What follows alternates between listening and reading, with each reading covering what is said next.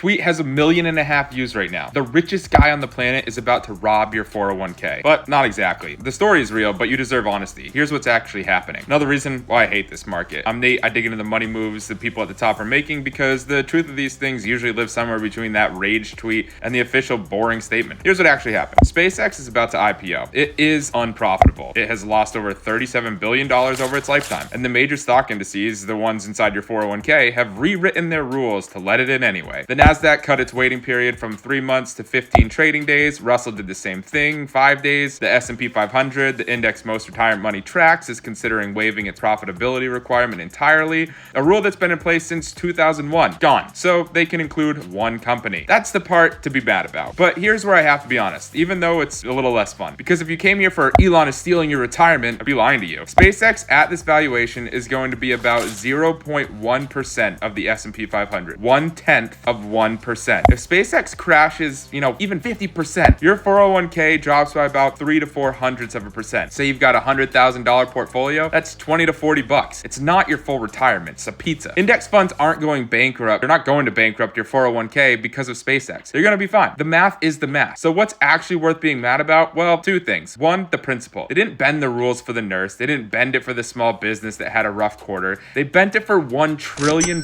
company because the stakes were big enough. The rules at the top, they really are different. This is just one more receipt. And two, the precedent. SpaceX isn't the only one. OpenAI is coming. Anthropic is coming. The rule changes weren't a one-time exception for Elon. They were a system change. Every unprofitable AI era mega IPO from now on gets the same treatment. The cumulative effect of 3 or 4 of these stacking up in your index fund over the next 2 years, that actually does add up. So what do? Well, if the principle bothers you and you want to opt out of broad indices that auto-include this stuff, you have options. You don't have to take them, but you should know they exist. There are equal weight ETFs that hold the same companies as the S&P, but at equal weights. So the biggest stocks don't really dominate the fund. There are quality factor ETFs that only include companies that are actually profitable. There are ETFs that screen for free cash flow. Names like RSP, QUAL, COWZ. They're starting points if you want to research alternatives. This is general education, not financial advice. There are trade-offs to all of these. They're not better or worse, they're different. The point isn't to just switch your 401k tomorrow. The point is to know that buy the S&P and chill is one option. It's not the only option. The tweet said Elon is robbing your 401k. He's not. But the rule just got bent again. And the people doing the bending, they didn't ask you. Fall for more and hate this market with me.